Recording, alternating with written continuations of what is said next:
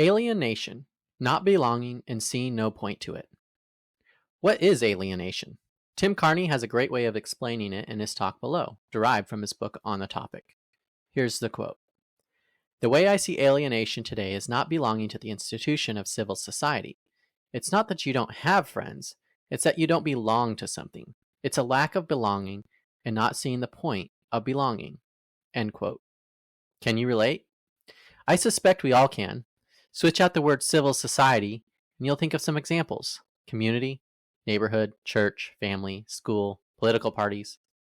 I've been sharing about how the Republican Party continues to alienate me. As someone who inherited belonging to the Republican Party, the party has steadily signaled my lack of belonging to it. I've also experienced this in all the other categories too. And I've also been the perpetrator of alienating others for the wrong reasons. My alienation has taken other forms. While I love the church and have had mostly positive experiences, I've also been hurt and disappointed by the church. This dynamic is a major catalyst for my book project about Jesus' crucifixion. Something is so wrong with people that God came down to earth to solve it, and instead of accepting that gift, we killed him. And the religious people led the way. We're the basket of deplorable men and women in those binders, but God steps into the fray with us anyway. Alienation from God and an unshakable foundation. And that brings me to one of my greatest fears, alienation from God. God in his nature is a community, the Trinity. Humans are an expression of that community's love, and it is a community that existed before humanity. We're gifted with life and participation in this community, but we have also chosen to break our relationship with God and alienate ourselves from our relationship with him. God has done and is doing everything he possibly can to rectify this, but we have to embrace it. He won't force it upon us. And when we do, our sin becomes his, and his righteousness becomes ours. And slowly and surely, God's Spirit works it out in us. Think about the relationship in which you have participated. How many of those that broke down and ended poorly have you rectified? How many people who have hurt you have come back around to make things right? In reality, we usually abandon and move on to new relationships, jobs, communities. Ideally, we're at least taking lessons from the past and not making those same mistakes. Sometimes we keep making the same ones. Other times, the mistakes keep getting worse. So in contrast to our human nature of fumbling through brokenness, it's wildly surprising that despite our rejection of God, he still pursues us. And he gave everything up to fix our relationship with him. He did all the work. We just have to respond. G.K. Chesterton has a powerful quote from his book Orthodoxy about how Jesus embodies the most alienated of us all when he cries from the cross. That God could have his back to the wall is a boast for all insurgents forever. Christianity is the only religion on earth that has felt that omnipotence made God incomplete.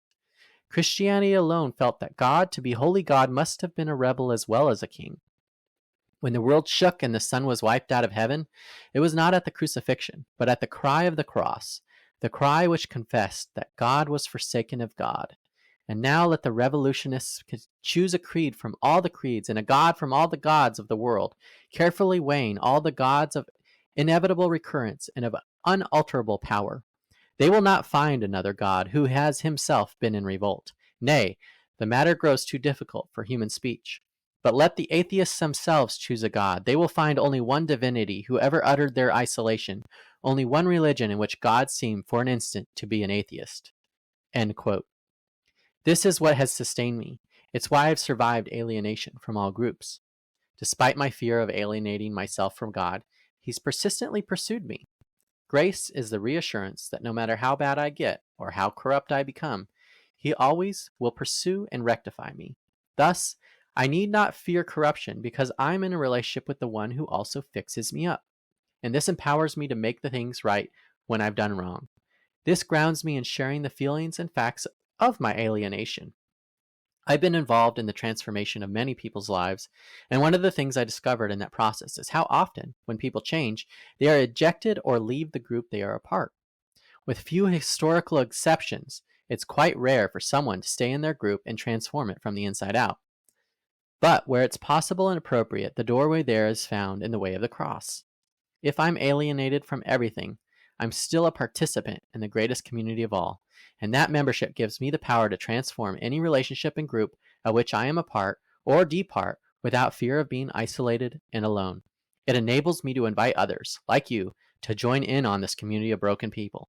It empowers us to build communities that welcome the alienated.